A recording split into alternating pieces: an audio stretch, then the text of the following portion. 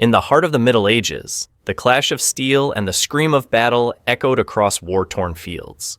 Warriors trusted their lives to armor, but just as armor evolved, so did the weapons designed to destroy it. Behind every sword that sliced through chainmail and every mace that shattered a knight's plate was the genius of the medieval blacksmith. These craftsmen were more than metal workers. They were engineers of destruction. This is the story of how they forged weapons powerful enough to break through armor, and the secrets they used to tip the scales of war. In the brutal and unforgiving world of medieval warfare, the battlefield was a living, breathing laboratory where every skirmish tested the limits of human ingenuity. Warriors did not fight with mere hope. They relied on the strength of their armor and the deadliness of their weapons. But as the tools of defense grew stronger, so too did the need to overcome them. This gave rise to one of the most fascinating technological rivalries in human history, the arms race between armor and weapons. In the early Middle Ages, most soldiers wore simple protective gear, often little more than thick leather or padded cloth. These early forms of armor were enough to fend off crude blades and bludgeons used by raiders and foot soldiers.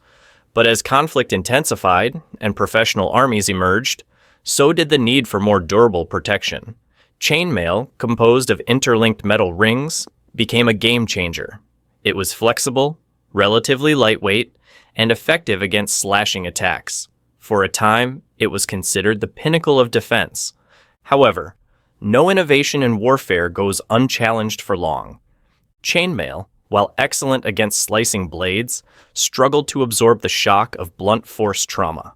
Enter the mace and the warhammer, weapons that didn't need to cut through metal to cause damage.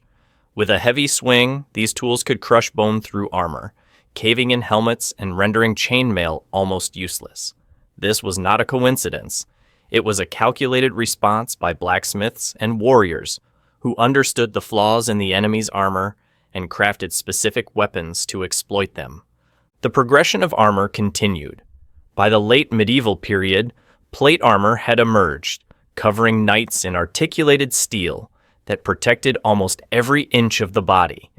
These suits were marvels of engineering, offering unmatched protection without sacrificing too much mobility. A fully armored knight was an intimidating sight, seemingly invulnerable. But even this was not the end of the story. It was merely the next challenge for blacksmiths to overcome. To defeat this new standard of defense, weapons had to evolve once again. Swords were no longer designed solely for slashing. They became narrower and sharper at the point, optimized for thrusting into the gaps of plate armor. The estoc, a blade specifically built for stabbing into joints and weak points, became popular among knights and mercenaries alike. Polearms like the halberd and poleaxe emerged, combining the features of axe, spear, and hammer into a single weapon capable of hacking, thrusting, or smashing with deadly precision. These weapons allowed foot soldiers to take down even the most heavily armored foes by targeting vulnerable spots, under the arm, behind the knee, or through the visor. Meanwhile, the development of crossbows and longbows brought about a parallel revolution in ranged warfare. The English longbow could pierce chainmail from a distance, while the crossbow, easier to use and requiring less skill, could punch through plate armor at close range.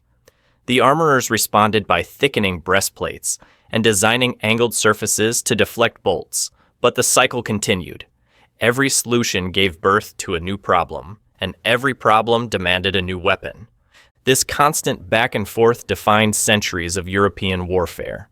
It wasn't just about who had the strongest sword or the toughest armor. It was about adaptability.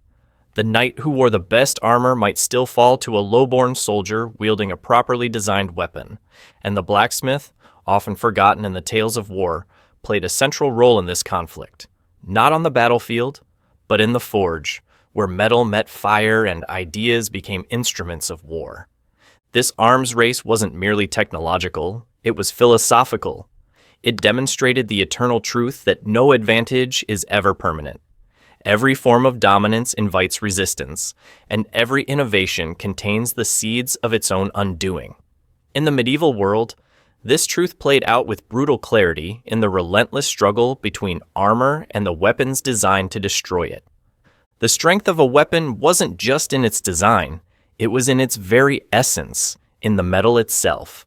For medieval blacksmiths, forging a weapon that could break armor required an intimate understanding of materials, even if they didn't describe them with the scientific terms we use today. They didn't have modern laboratories or metallurgical instruments. What they had was something more visceral.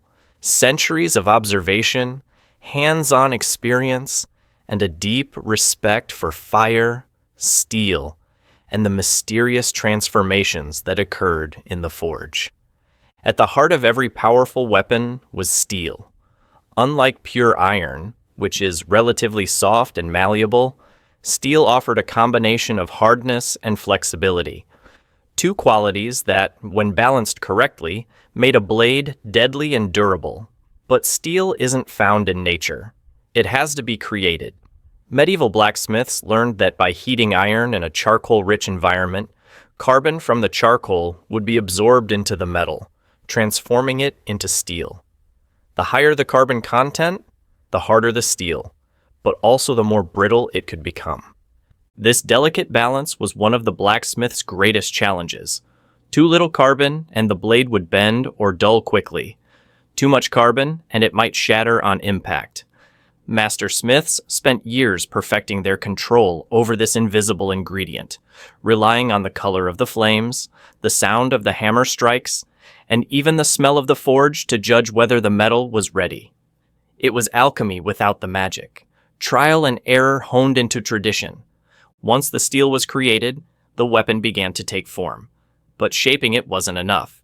It had to be strengthened through a process known as heat treating. First came annealing, where the metal was heated and then slowly cooled to relieve internal stresses and make it easier to work with. Then came hardening, where the weapon was heated again to a glowing red, then suddenly quenched, plunged into water or oil. This rapid cooling would freeze the structure of the steel in a hardened state. But hardened steel was often too brittle to be useful in battle. A sword that could cut through armor but snapped after one clash was worse than useless. This is where tempering came in. The hardened weapon would be reheated to a lower temperature and held there for a specific time. This second heating reduced brittleness while preserving enough hardness for combat. It was an art of compromise, hard enough to penetrate armor, yet flexible enough to withstand repeated blows. Blacksmiths also developed advanced techniques to refine their steel even further. Pattern welding, for example, involved forging together different types of steel to create a blade that had both a tough core and a hard edge. The result was not only functional, but often beautiful, with swirling patterns running through the blade like fingerprints. These weren't just decorations, they were the visual record of the smith's craftsmanship. In some parts of the world, especially the Islamic and Eastern regions, blacksmiths produced Damascus steel, legendary for its sharpness, durability, and distinct watery pattern. While true Damascus steel's exact method of production was eventually lost, its reputation traveled across continents, and European blacksmiths attempted to replicate its properties. Although they couldn't match it precisely, their efforts pushed the boundaries of what was possible with Western metallurgy. Another important method used in Europe was case hardening, especially for parts of weapons that needed to be tough on the outside but softer within. In this technique, a piece of low-carbon iron would be heated in a carbon-rich environment, allowing the outer layer to absorb carbon and form a hardened shell. This was particularly useful for tools like maces and axes, where a tough exterior helped resist wear and impact, while a softer interior prevented shattering. Beyond the blade itself, the construction of a weapon involved careful selection and treatment of other components. A sword's tang, the part that extended into the hilt, had to be just as strong as the blade. A hammer's head needed to be perfectly balanced with its handle to deliver maximum force. Even the rivets, guards, and pommels had to be crafted with precision, ensuring the weapon held together during the chaos of combat. What's astonishing is that all of this was done without written blueprints or engineering diagrams. Knowledge was passed down through apprenticeships, from master to student, in dark forges lit only by fire. Blacksmiths learned to feel the difference between good steel and bad, to hear the right tone when a blade was struck, to sense the exact moment when the metal was ready to be quenched. Their intuition was as refined as any modern instrument. In essence, the blacksmith's work was a blend of science and soul. They took raw, lifeless materials from the earth and transformed them into instruments that could change the fate of nations. The steel they forged wasn't just metal. It was memory, tradition, and power forged under fire. When that steel met armor on the battlefield, it wasn't just a clash of weapons. It was a test of centuries of knowledge, sweat, and flame. As armor became more advanced, covering knights from head to toe in articulated plates of steel, medieval blacksmiths were forced to reimagine what a weapon could be. The traditional slashing sword, so effective against leather and chainmail, began to lose its utility. Plate armor could deflect or absorb these strikes with ease, rendering many older weapons obsolete. But warfare does not wait for stagnation, and blacksmiths rose to the occasion with brutal innovation. They created weapons with a singular, terrifying purpose: to break armor and the bodies inside it. One of the earliest and most effective answers to the rise of heavy armor was the warhammer. Unlike the sword, which relied on sharpness, the warhammer delivered focused, concussive force. It didn't need to pierce the armor to be lethal. It could crush ribs, shatter limbs, or deliver a fatal blow to the head through a helmet. Its compact size and heavy striking end allowed for incredible momentum in a small package, making it easy to wield in close combat. Some hammers featured spikes on one side, capable of puncturing thinner parts of armor or even driving through helmets at close range. This dual-purpose design made the warhammer a favored weapon among foot soldiers and knights alike during the later Middle Ages. Similarly devastating was the mace, a weapon with a deceptively simple design. Usually constructed with a heavy metal head and flanged or knobbed edges, the mace was intended to deliver force over a wide surface area. Its power lay in its ability to inflict blunt trauma, damaging internal organs or breaking bones without needing to breach the armor. A knight struck with a mace could suffer a collapsed lung or a fractured spine, even if his armor remained intact. Unlike blades that dulled or bent, the mace thrived in chaos, each strike an explosion of destructive energy. Another significant innovation was the poleaxe, a hybrid weapon that perfectly encapsulated the late medieval arms race. Developed specifically to combat plate-armored opponents, the poleaxe combined an axe blade, a hammerhead or spike on the opposite side, and a long thrusting spike at the top. This 3-in-1 design allowed a warrior to adapt mid-battle, using the axe to hook or cleave, the hammer to crush, and the spike to thrust into vulnerable points. Its long handle provided leverage, enabling the user to generate immense force. Moreover, the poleaxe was not just a battlefield weapon. It was a centerpiece in knightly duels and judicial combats, where opponents in full armor would fight in formalized settings.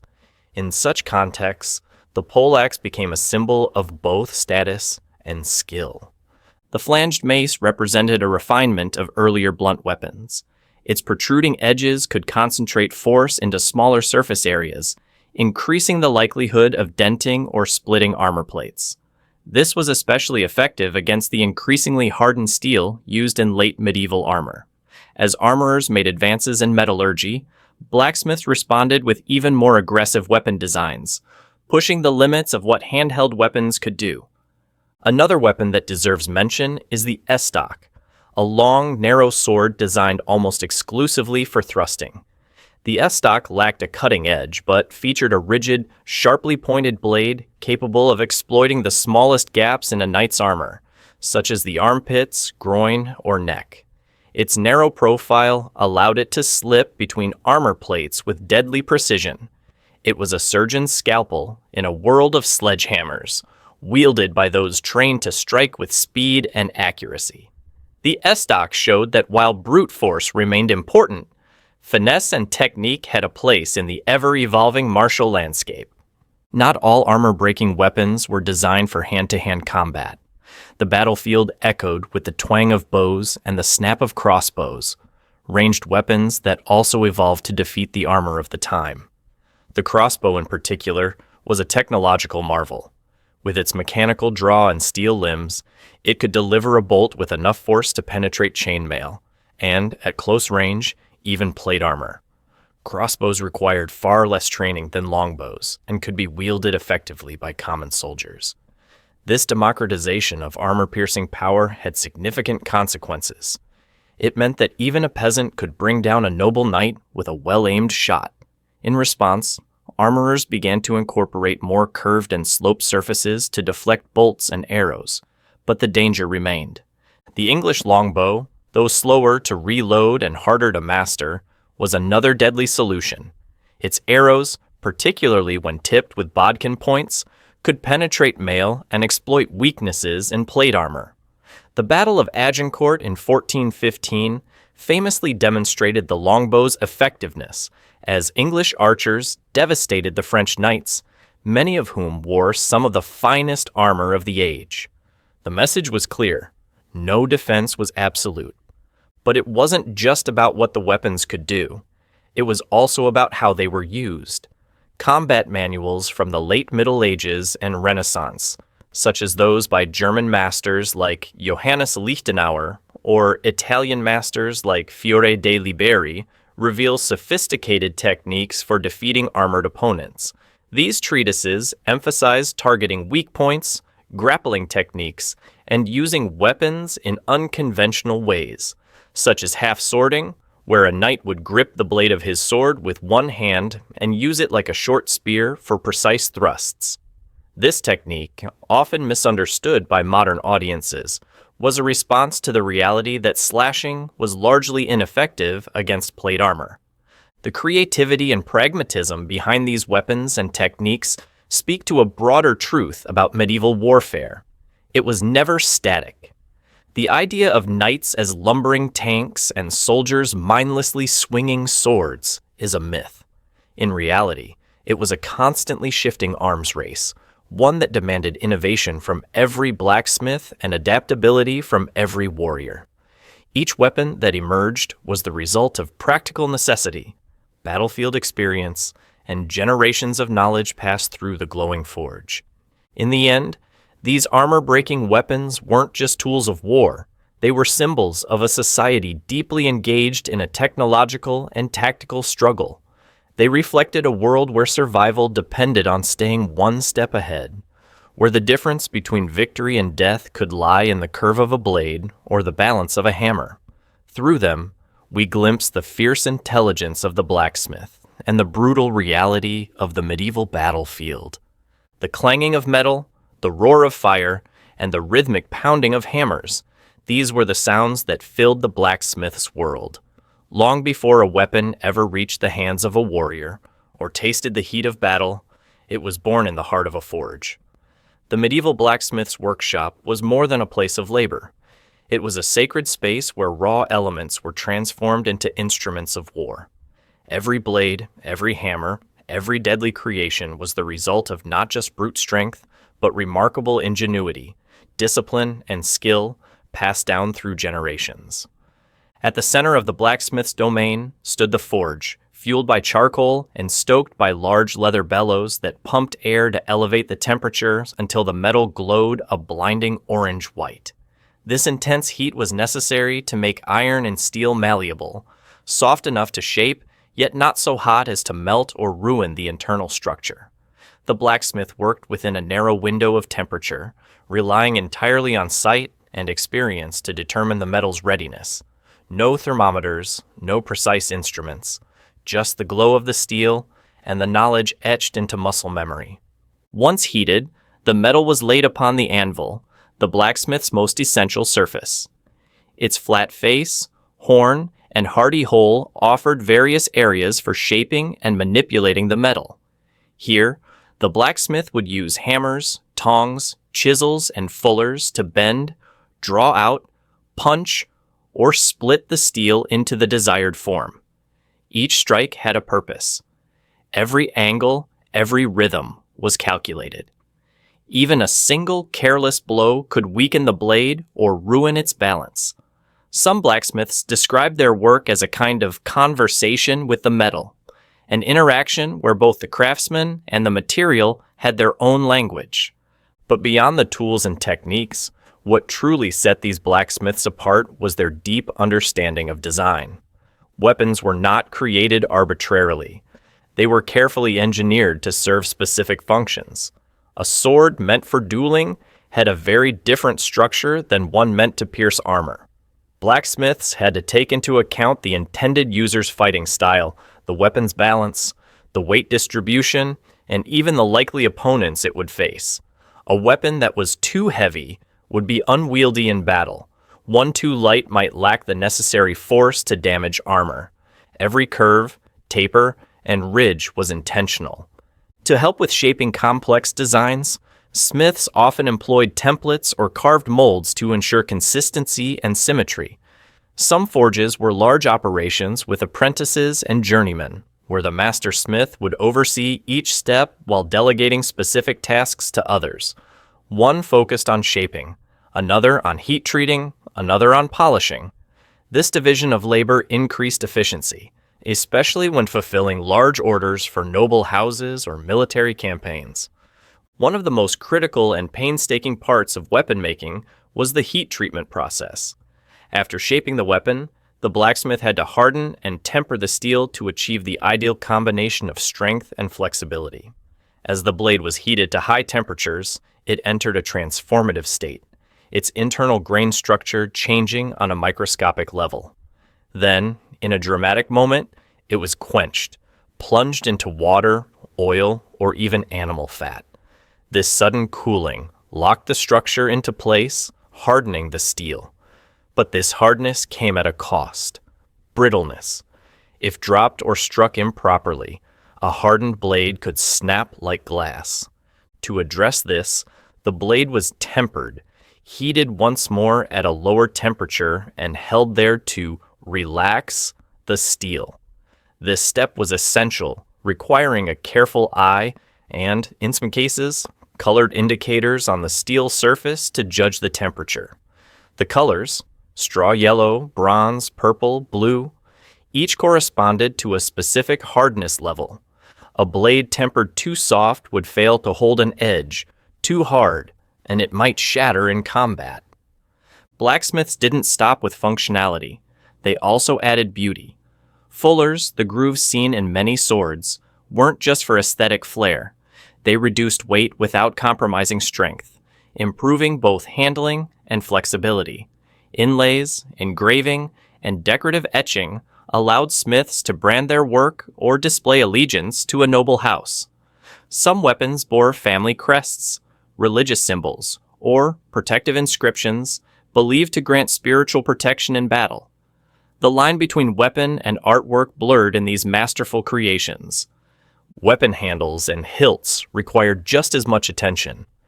Grips were often made of wood or bone, wrapped in leather or wire for secure handling. Guards were crafted to deflect incoming strikes and protect the wielder's hand, while pommels acted as counterweights, ensuring the weapon's balance.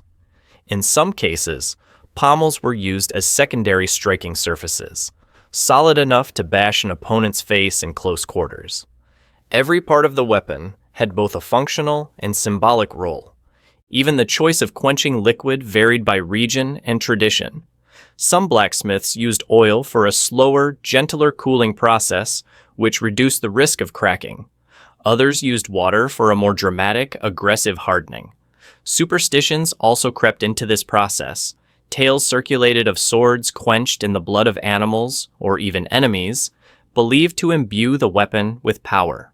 While these are likely legends, they reflect the almost mystical reverence for the blacksmith's craft. And yet, for all their genius, many blacksmiths remained unsung heroes.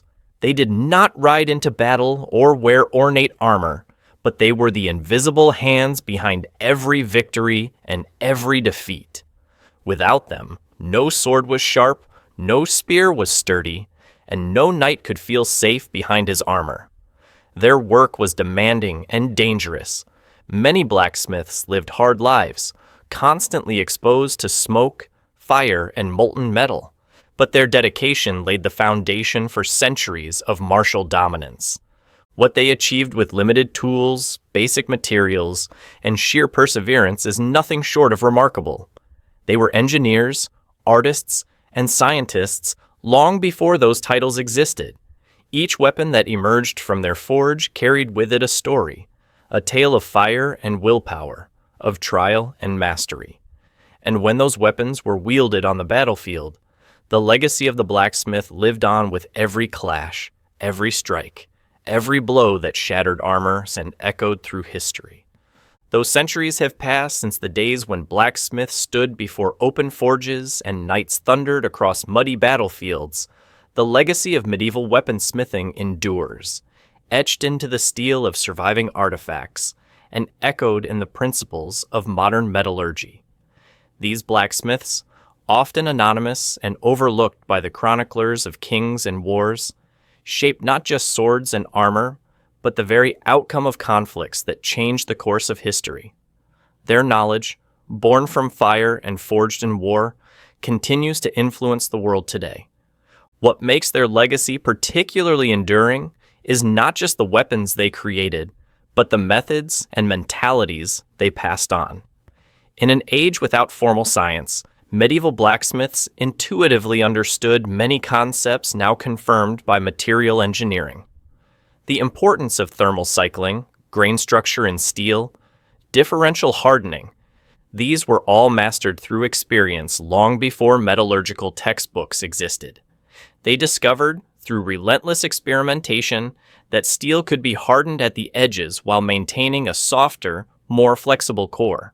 This practice, known today as differential tempering, allowed blades to be both razor-sharp and resistant to shattering, a delicate balance that modern knife makers still strive to achieve. Even more impressive is how these techniques were preserved and evolved.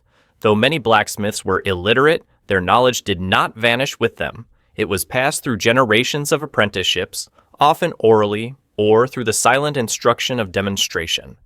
Some of this knowledge was eventually recorded in treatises and guild documents during the later Middle Ages and Renaissance. These texts became a bridge between medieval craftsmanship and the early scientific inquiries of the Enlightenment. The weapons themselves, those that survived the ravages of time, now rest in museums, private collections, and archaeological sites.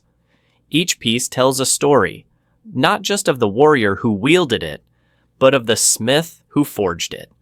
The patterns in the steel, the wear on the edge, the maker's mark near the hilt, all of these are signatures of the world that created them.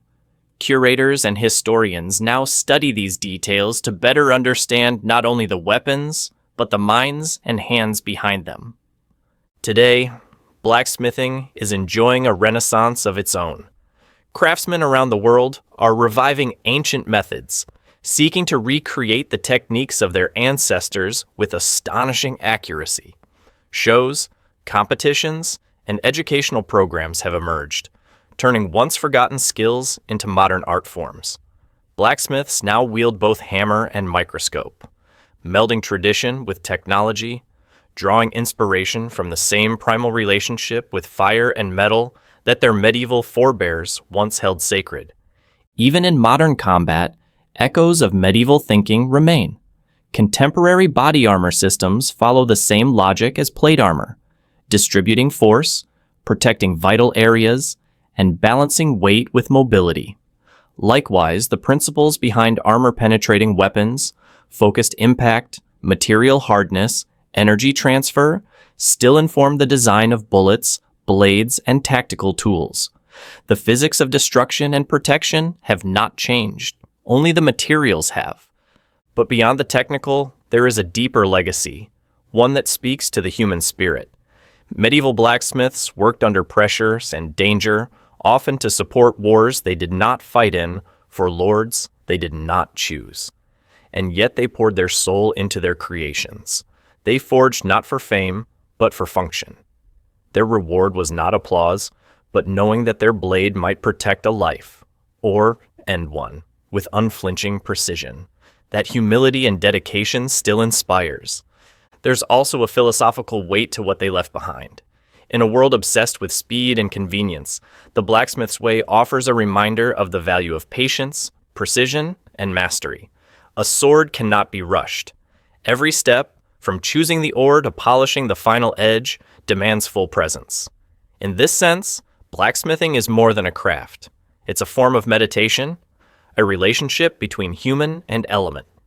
It teaches that true strength is not in the blow itself, but in everything that leads up to it. Furthermore, their weapons were not just tools. They were symbols. The sword became the emblem of justice, the mace a symbol of authority, the forge a representation of transformation. Even in religion and literature, the image of the blacksmith remained potent, a creator who shapes chaos into order, turning raw earth into objects of beauty and power. Myths like that of Hephaestus, the divine smith of the gods, or Wayland the Smith in Norse and Anglo-Saxon legend, speak to an ancient reverence for this role. In the medieval period, blacksmiths were not divine, but their influence was nearly mythic. Today, when one looks at a medieval sword, it's not merely a weapon, it's a relic of countless decisions, experiments, failures, and breakthroughs. It represents a convergence of form and function, science and art, brutality and elegance. And behind each one was a person, often unnamed, who gave it life through fire and force. Their work shaped history not with proclamations or strategy, but with hammer and anvil.